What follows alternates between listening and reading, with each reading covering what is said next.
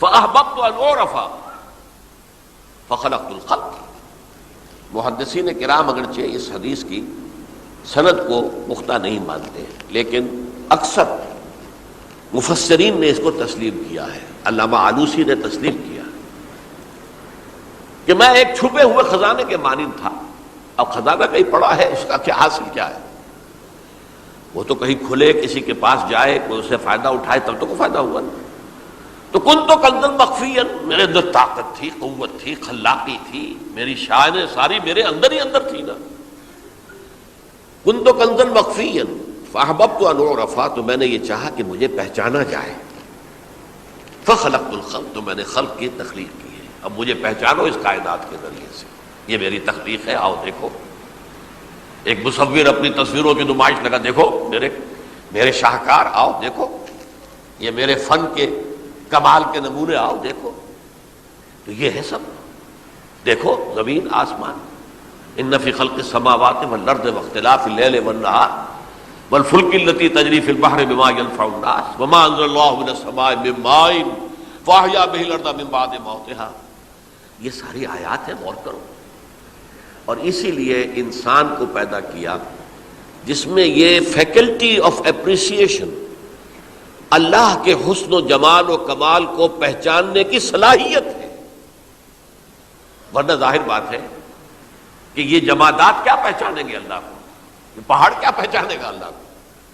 اللہ کو پہچاننے کی صلاحیت انسان میں ہے.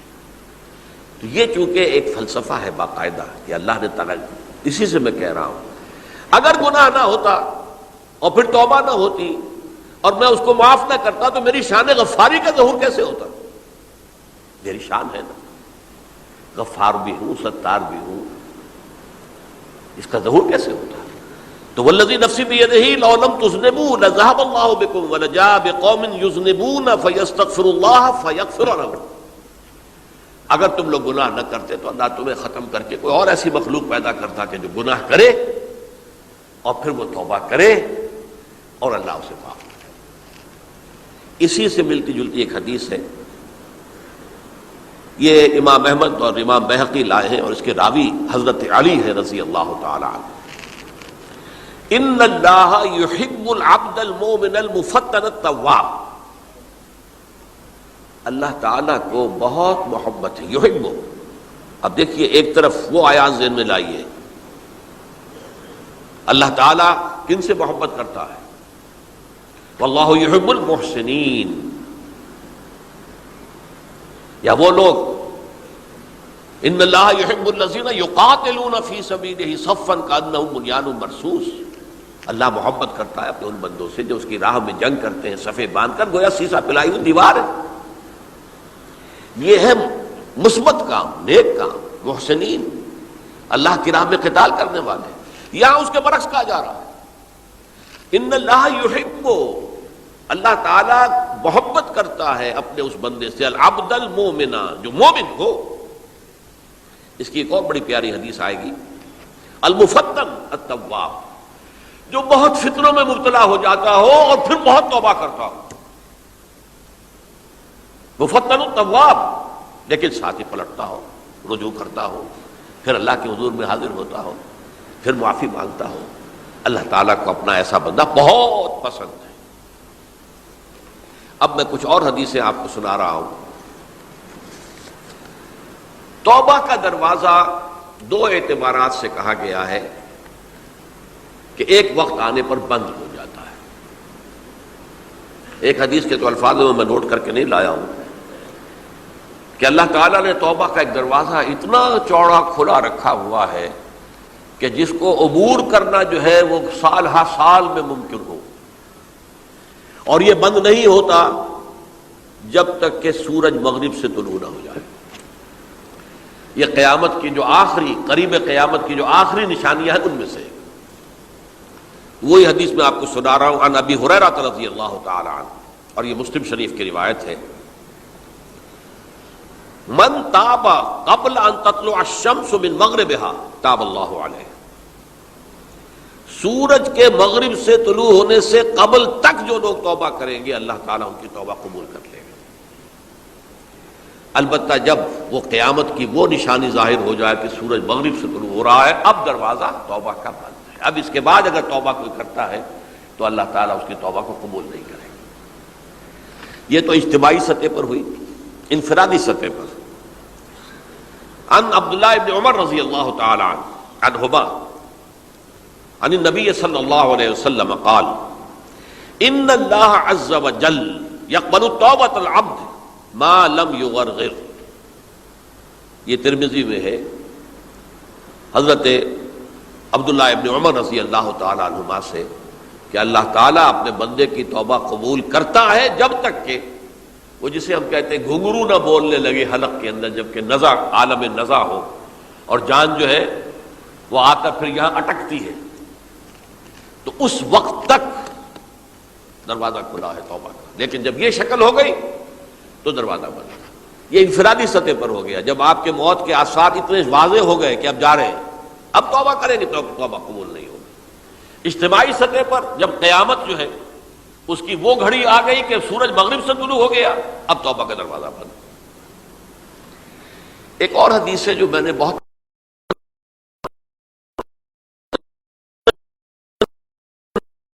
کے ساتھ آپ کے سامنے رکھی۔ یہ حضرت انس بن مالک رضی اللہ تعالی عنہ سے مروی روایت ہے، جو حضور کے خادم خاص تھے، اور یہ متفق علیہ بھی ہے، یعنی بخاری میں بھی ہے، مسلم میں بھی ہے، لیکن تھوڑا سا فرق ہے الفاظ کا۔ تو جو مسلم شریف کی روایت ہے اس کے الفاظ کیا ہیں؟ للہ اشد فرحا بتوبۃ عبدہ حین یتوب الیہ۔ جان لو اللہ تعالیٰ کو زیادہ خوشی ہوتی ہے اپنے کسی گناہ گار بندے کی توبہ سے جبکہ وہ توبہ کرتا ہے۔ کس سے زیادہ ہوتی ہے؟ اب اس کی ایک تمثیل دی، من احدکم، ایک ایسے شخص سے بھی زیادہ بڑھ کر خوشی ہوتی ہے، کان علی راحلتہ بارض الفلات، کہ جو بہت ہی دور دراز کے اور سنسان علاقے میں سفر کر رہا تھا،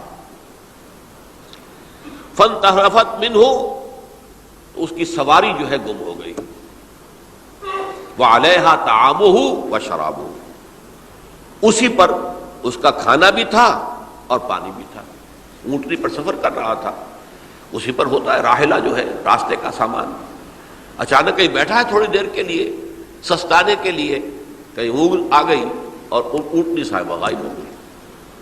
اب آنکھ کھلی اور اس نے دیکھا، فَأَيَّسَ مِنْهَا، تلاش کر کر کے مایوس ہو گیا، کہیں اونٹنی کا سراغ نہیں۔ اب ظاہر بات ہے کسی صحرا میں یہ کیفیت، اس کا مطلب کیا ہے؟ یقینی موت۔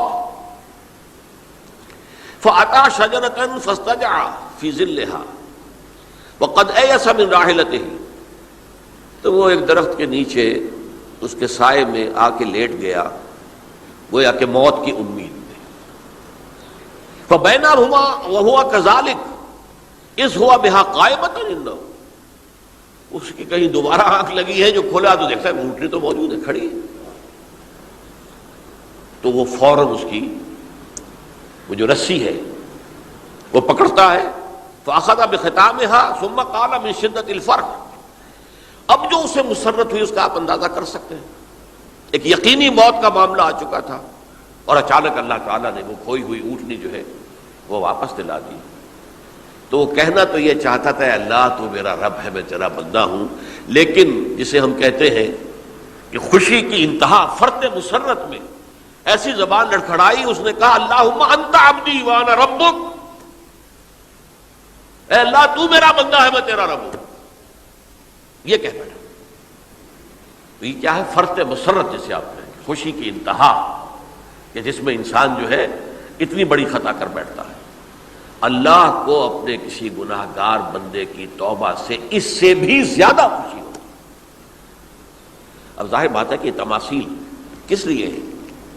بعض لطائف، بعض حقائق اتنے لطیف ہوتے ہیں کہ ان کو بیان نہیں کیا جا سکتا بتمام و کمال، تو مثالوں کا سہارا لیتے ہیں۔ اللہ کو کتنی خوشی ہوتی کیا سمجھیں گے ہم؟ لہذا یہ مثال تو سمجھ میں آ گئی نا، کہ ایک لقودق صحرا میں انسان سفر کر رہا تھا، ایک ہی اونٹنی ہے، اسی پر اس کا پانی ہے، اسی پر اس کا کھانا ہے، کہیں ٹھہرا ہے تھوڑی دیر کے لیے اور اونٹنی غائب ہو گئی، اور اس کے بعد تلاش کر کے شمال مغرب جنوب ہر طرح دیکھ لیا آپ نے، کہیں اونٹنی کا سراغ نہیں۔ اب موت کے انتظار میں لیٹ گیا کہ اچانک دیکھتا ہے کہ اونٹنی موجود ہے، تو وہ اس شدت فرح میں یہ کہہ بیٹھتا ہے اللہم انت عبدی وانا ربک انا للہ و انا الیہ راجعون۔ اب دیکھیے ایک حدیث وہ آ رہی ہے، اور اس کو یوں سمجھیے، اللہ تعالیٰ نے جو انسان پیدا کیے ہیں ان کے مزاج مختلف ہیں۔ ان میں کچھ لوگ ہوتے ہیں جو قوی ہوتے ہیں ارادے کے، جو فیصلہ کر لیا ڈٹ گئے۔ کچھ لوگوں میں وہ قوت ارادی اتنی مضبوط نہیں ہوتی، وہ ادھر ادھر سوچتے رہتے ہیں۔ کچھ لوگ جسمانی طور پر بہت توانا ہوتے ہیں، کچھ لوگ جسمانی طور پر پیدائشی طور پر کمزور ہوتے ہیں۔ تو اگر کوئی قوت ارادی کمزور رکھنے والا شخص ہے، وہ بھی تو اللہ کی تخلیق ہے، اللہ کا بندہ ہے، خطاؤں کا ظہور ہو جاتا ہے، توبہ کرتا ہے، پھر کچھ عرصے کے بعد پھر خطا کا ظہور ہو جاتا ہے، پھر توبہ کرتا ہے، تو ہم تو یہ سمجھیں گے کہ ایک حد کے بعد پھر اس کی توبہ قبول نہیں ہونی چاہیے۔ لیکن حدیث سنیے، وعن ابی ہریرہ رضی اللہ تعالی عنہ قال قال رسول اللہ صلی اللہ علیہ وسلم ان عبدا اذنب ذنبا، یقیناً ایک بندہ جو ہے وہ ایک گناہ کرتا ہے، فقال، پھر وہ کہتا ہے رب، اے میرے پروردگار، اذنبت فاغفر لی، مجھ سے گناہ ہو گیا ہے، مجھے معاف فرما دے۔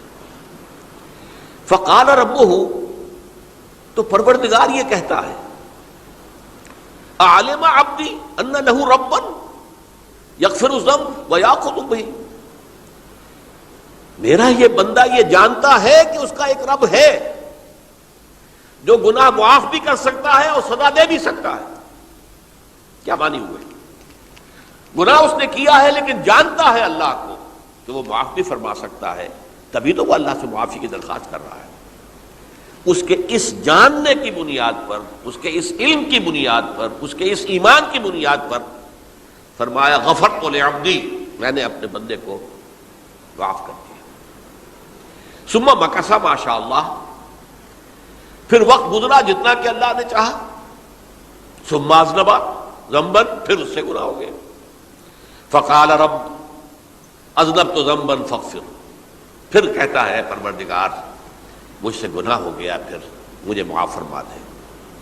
فقال ربہ، اللہ فرماتا ہے عالم عبدی ان لہ ربا یغفر الذنب ویاخذ بہ، میرا بندہ ہے نا جو جانتا ہے کہ اس کا ایک رب ہے، ایمان باللہ اس کے اندر ہے، تبھی تو پکار رہا ہے، اور یہ بھی جانتا ہے کہ وہ گناہ معاف بھی کر سکتا ہے اور چاہے تو پکڑ بھی سکتا ہے، سزا بھی دے سکتا ہے۔ تو فرمایا، اللہ تعالیٰ فرماتے ہیں میں نے فرمایا کہ میں نے معاف کر دیا۔ ثم مکث ما شاء اللہ، پھر ایک عرصہ گزرا اس کے بعد، ثم اذنب ذنبا، پھر اس نے گناہ کیا۔ قال رب اذنبت ذنبا آخر، اس نے کہا پروردگار میں نے تو پھر ایک اور گناہ کر دیا، فاغفر لی، مجھے بخش دے۔ فقال اعلم عبدی ان لہ ربا یغفر الذنب ویاخذ بہ، میرا بندہ جانتا ہے نا کہ اس کا ایک رب ہے جسے وہ پکار رہا ہے، کہ اور وہ جانتا ہے کہ اسے اختیار حاصل ہے کہ چاہے تو بخش دے اور چاہے تو پکڑ لے۔ اس کے اس علم، اس ایمان کی بنیاد پر میں نے اسے معاف کر دیا۔ ایک اور حدیث، میں نے چونکہ اس گفتگو کے لیے ان احادیث کا تفحص کیا ہے، یہ تو بہت ہیں حدیثیں، میں نے ان میں سے کچھ چنی ہیں۔ ہمارے بعض واعظ ناصح وہ بھی کسی شخص کو روکتے رہے، برائیوں سے روکتے رہے، نہیں رکتا، تو کہیں غصے میں آ کے اللہ تجھے کبھی معاف نہیں کرے گا۔ یہ کتنا بڑا جرم ہے، اس کا اندازہ کیجئے اس حدیث سے۔ تم میرے بندے کو میری رحمت سے مایوس کر رہے ہیں، کتنا بڑا جرم ہے، اس کا اندازہ کیجئے۔ یہ مسلم شریف کی روایت ہے، عن جندب، حضرت جندب رضی اللہ تعالی عنہ سے، ان رسول اللہ صلی اللہ علیہ وسلم حدث، کہ اللہ کے رسول صلی اللہ علیہ وسلم نے ایک واقعہ بیان کیا، ان رجلا قال، کہ ایک شخص نے یہ کہا، واللہ لا یغفر اللہ لفلان، کہ خدا کی قسم اللہ تعالیٰ فلاں شخص کو کبھی معاف نہیں کرے گا۔ وَأَنَّ اللَّهَ تَعَالَى قال، اس پر اللہ تعالیٰ نے یہ فرمایا، مَنْ ذَا الَّذِي يَتَعَالَّىٰ عَلَيَّ، یہ کون ہے جو میرے اوپر حکومت کرنے والا آ گیا، جو میری طرف سے حکم لگا رہا کہ میں کبھی معاف نہیں کروں گا۔ مَنْ ذَا الَّذِي، کون ہے وہ شخص، الَّذِي يَتَعَالَّىٰ عَلَيَّ انی لا اغفر لفلان، کہ میں فلاں شخص کو کبھی معاف نہیں کروں گا، قد غفرت لفلان، اس کو تو میں نے معاف کر دیا، واحبطت عملا، اس شخص کے تمام اعمال میں نے ضائع کر دیے کہ تم نے میرے بندے کو مایوس کیا۔ یہ ہے جرم کی انتہا۔ تو توبہ کی دعوت دیتے رہو، توبہ کے لیے لوگوں کو آمادہ کرتے رہو، توبہ جو ہے اس کے لیے ترغیب دیتے رہو، اللہ تعالیٰ معاف فرمانے والا۔ اب آخری حدیث سنا رہا ہوں، یہ تو بہت ہی عجیب حدیث ہے اور متفق علیہ، یہ بخاری اور مسلم دونوں میں۔ حضرت ابو سعید الخدری رضی اللہ تعالی عنہ جو ہے وہ اس کے راوی ہیں۔ حضور نے فرمایا، کانا فی من کانا قبلکم رجل قتل 99 نفسا، تم سے پہلے جو امت تھی بنی اسرائیل، گویا کہ ان کا ذکر ہے، اس میں ایک آدمی ایسا تھا جس نے 99 قتل کیے تھے۔ اب آپ اندازہ کیجئے کتنا بڑا گناہ کبیرہ ہے قتل۔ قرآن مجید میں آتا ہے وَكَأَنَّمَا قَتَلَ النَّاسَ جَمِيعًا، اگر ایک انسان کو بھی ناحق قتل کر دیا گیا تو یہ ایسی ہے گویا کہ اس نے پوری نوع انسانی کو قتل کر دیا، اس نے 99 قتل کیے۔ فَهَلْ لَهُ مِن تَوْبَةٍ، پھر اس کے بعد یہ ہوا کہ اس کے اندر توبہ کا جذبہ پیدا ہوا۔ فَسَأَلَ عَنْ أَعْلَمِ أَهْلِ الْأَرْضِ، تو اس نے پھر سوال کیا، لوگوں سے پوچھا کہ زمین میں رہنے والوں میں کون سب سے بڑا عالم ہے۔ فَدُلَّ عَلَىٰ رَاهِبٍ، تو اسے بتایا گیا فلاں راہب فلاں جگہ پر ہے، وہ بہت نیک ہے، بڑا عالم ہے۔ فَأَتَاهُ، وہ اس کے پاس آیا، فَقَالَ أَنَّهُ قَتَلَ 99 نَفْسًا فَهَلْ لَهُ مِن تَوْبَةٍ، انہوں نے کہا دیکھیے راہب صاحب، میں نے 99 انسان قتل کیے، اب مجھے یہ بتائیے کہ میرے لیے توبہ کا کوئی امکان ہے؟ فقال لا، اس نے کہا نہیں۔ فقتلہ، اس نے اس کو بھی قتل کر دیا۔ فکمل بہ 100، اپنی سینچری مکمل کر لی، مطلب 99 کے بعد ایک کی کسر تھی، اس کو بھی قتل کیا، 100 پورے کر لیے۔ ثم سأل عن عالم اہل الارض، پھر اس نے پوچھا کوئی اور، کوئی بڑے عالم انسان ہو۔ فدل علی رجل عالم، پھر اس کی رہنمائی کی گئی ایک بڑے عالم شخص کی طرف۔ فقال انہ قتل 100 نفس، تو اس نے وہاں جا کر کہا کہ میں 100 انسان ہلاک کر چکا ہوں، قتل کر چکا ہوں۔ فہل لہ من توبہ، میرے لیے توبہ کا کوئی امکان ہے؟ فقال نعم، اس نے کہا کیوں نہیں، 100 قتل کیے تب بھی کیا ہے، توبہ کا راستہ دروازہ کھلا ہوا ہے، ما لم یغرغر، جب تک کہ وہ گھنگرو نہیں بج رہا اس وقت تک تمہارے توبہ کا دروازہ کھلا ہوا ہے۔ فرمایا نعم، ومن یحول بینہ وبین توبہ، تمہاری توبہ کے درمیان اور تمہارے درمیان کون حائل ہو سکتا ہے، توبہ کا دروازہ کھلا ہے۔ لیکن ساتھ ہی کہا انطلق الی ارض کذا و کذا، اب تم ایسے کرو جہاں تم رہتے ہو وہاں نہ جاؤ واپس، وہاں کا ماحول اچھا نہیں ہے، معاشرہ اچھا نہیں ہے، ہو سکتا ہے کہ تم توبہ پر قائم نہ رہ سکو، تم فلاں جگہ چلے جاؤ، وہاں اچھے لوگ آباد ہیں، ان میں جا کر رہو۔ فإن بها أناسا يعبدون اللہ تعالی، وہاں ایسے لوگ آباد ہیں جو اللہ کی بندگی کرتے ہیں۔ فاعبد اللہ معہم، تو تم ان کے ساتھ مل کر اللہ کی بندگی اور پرستش کرو۔ ولا ترجع الی ارضک، اپنی زمین کی طرف اپنے وطن میں واپس بن جاؤ۔ فإنها ارض سوء، وہ بری جگہ ہے۔ فانطلقا، تو وہ چل پڑا، ہجرت کر رہا ہے، اس جگہ جا رہا ہے جہاں کا راہب نے بتایا تھا۔ حتی اذا نصف الطریق، جب آدھا راستہ اس نے پورا کر لیا، اتاہ الموت، موت آ گئی۔ فاختصمت فیہ ملائکۃ الرحمت و ملائکۃ العذاب، اب وہ جہنم کے فرشتے بھی آ گئے اس کی جان قبض کرنے کو، اور جنت کے بھی آ گئے۔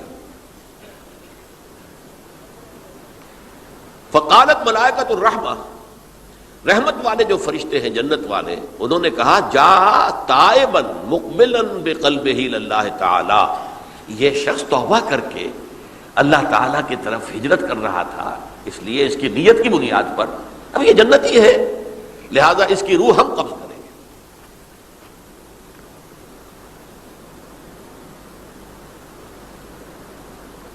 وقالت الملائکۃ العذاب، اور وہ جو عذاب والے فرشتے ہیں وہ کہیں گے انہ لم یعمل خیرا قط، اس نے توبہ کے بعد کوئی نیک عمل تو کیا ہی نہیں، تو کس بنیاد پر اس کو تم جنت میں لے جاؤ گے؟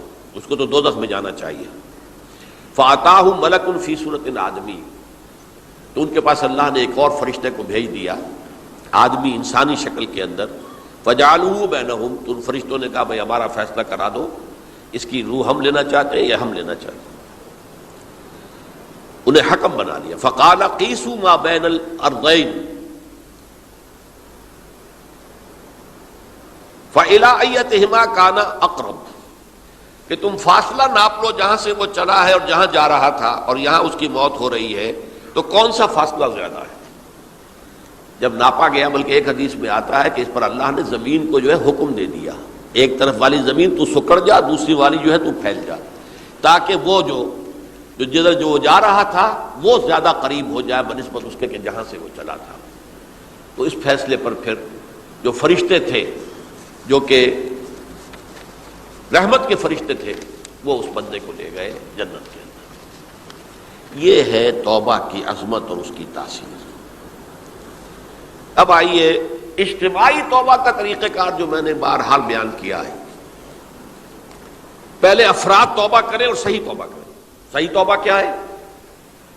ہماری زندگیوں میں کوئی حرام شے ہے فوراً نکال باہر، ہماری معاشرت میں اور اس معاشرے میں رہتے ہوئے جو قانون ہے جس کے ہم پابند ہیں، ہم کسی زانی کو رجم نہیں کر سکتے، ناممکن ہے، یہ تو قانون ہی بنے گا تب ہوگا نا۔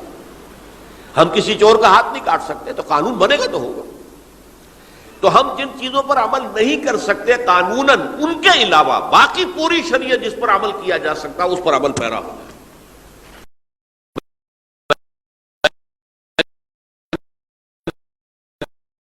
کو آگ لگا دیں گے تبھی سود تو ختم نہیں ہوگا، لیکن یہ تو کر سکتا ہوں نا کہ براہ راست سود میں ملوث نہ ہوں، سود پر قرضہ لے کر اپنا کاروبار نہ چمکاؤں نہ بڑھاؤں، سود پر قرضہ لے کر اپنے مکان نہ اونچا کروں، یہ تو کر سکتا ہوں۔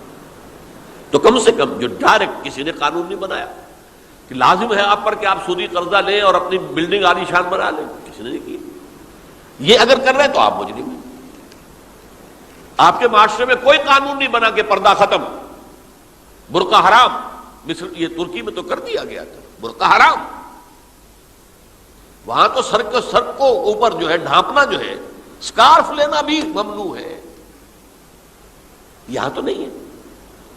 پھر یہاں جنہوں نے چھوڑا ہے مجرم خود ہے۔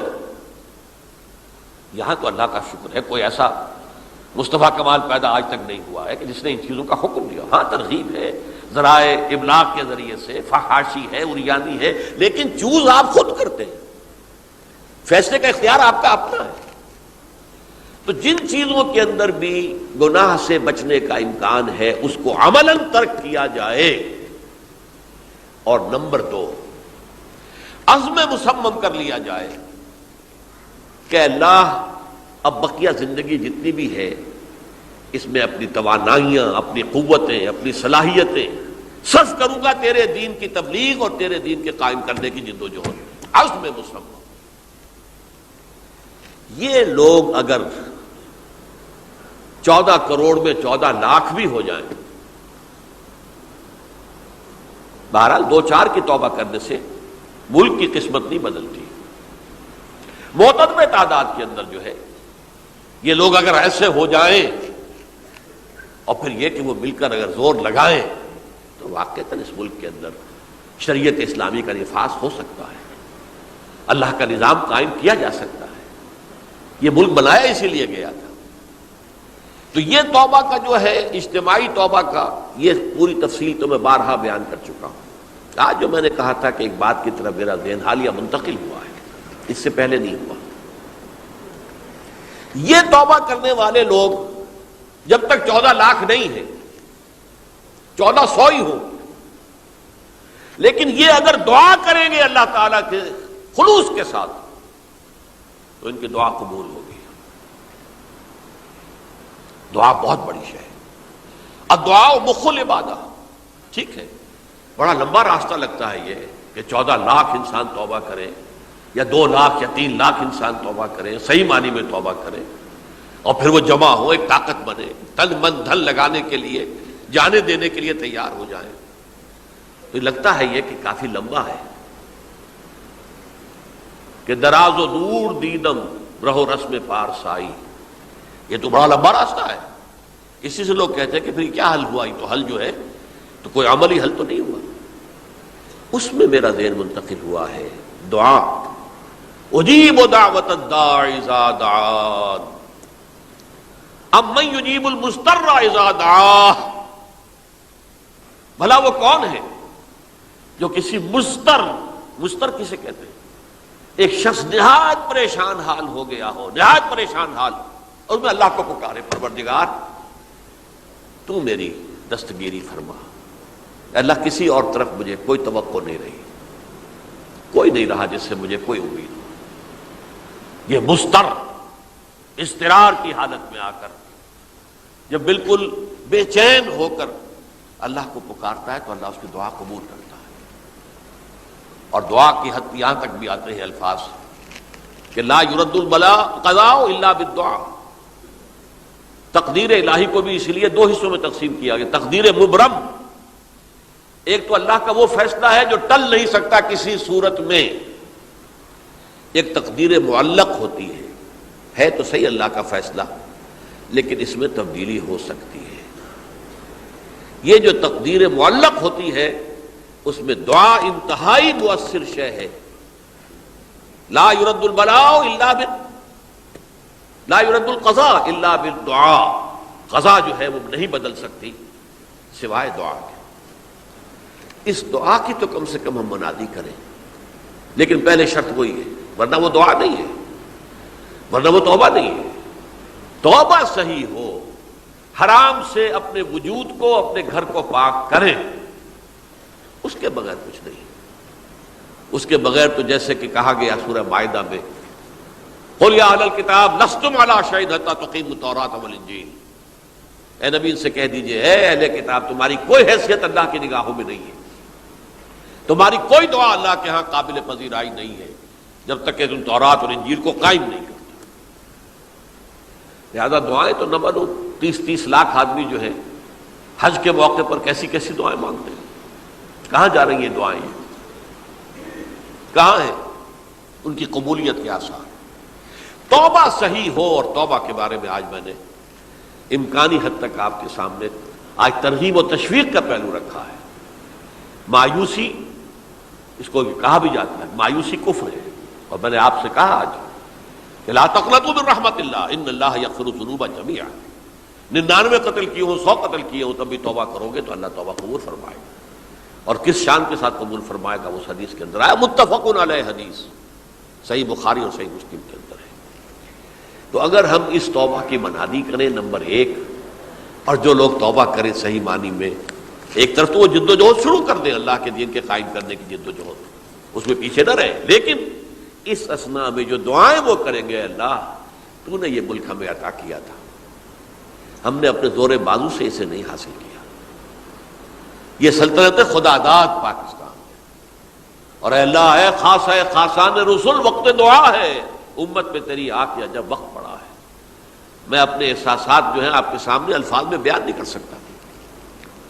یہ جب یروشلم کی تباہی ہوئی تھی جس کا میں نے ذکر کیا ہے، 6 لاکھ انسان قتل ہوئے تھے، اور 6 لاکھ کو نبوکدنضر جو تھا وہ ہانک کر بھیڑوں بکریوں کی طرح بیبیلونیا لے گیا تھا، اس سے پہلے کتنے ہی نبی اہل کتاب کے وہ کہتے رہے تھے کہ ہوش کرو، توبہ کر لو، بلکہ ایک جگہ کے الفاظ یہ ہیں درخت کی جڑ پر کلہاڑا رکھا جا چکا ہے، اب بھی ہوش میں آ جاؤ، ہوش میں نہیں آئے۔ دنیا پرستی جو بھی ان کے نفس پرستی جو بھی ان کے اوپر مسلط ہو چکی تھی، اس نے انہیں توبہ نہیں کرنے دی۔ تباہی و بربادی ہو گئی۔ آج ہماری نگاہوں کے سامنے عراق کے ساتھ کیا ہو رہا ہے، بغیر اس کے کہ کوئی جرم ہو سکا، بغیر اس کے۔ ہم تو بڑے بڑے جرم کر چکے ہیں ان کی نگاہ میں۔ نان پرولیفریشن ٹریٹی جو ہے اس کے خلاف ہمارا عمل جا رہا ہے پوری دنیا کے اندر۔ انہوں نے کہا کہ ہم اس کو ایٹمی صلاحیت کو نہیں پھیلنے دیں گے۔ وہ ایک خاص وقت میں افغانستان میں انہیں ہماری ضرورت تھی، اپنے اصل دشمن یو ایس ایس آر، اپنے مقابل کی طاقت کو ختم کرنے کے لیے۔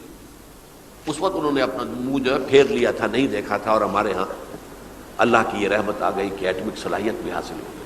اور پوری دنیا میں شاہ عبداللہ نے کہا تھا، پرنس عبداللہ نے، کہ یہ آپ کا نہیں ہے، یہ جو نواز شریف صاحب سے جب اس کا ہم نے دھماکہ کیا ہے، یہ بم آپ کا نہیں ہے، یہ پوری امت مسلمہ کا بم ہے۔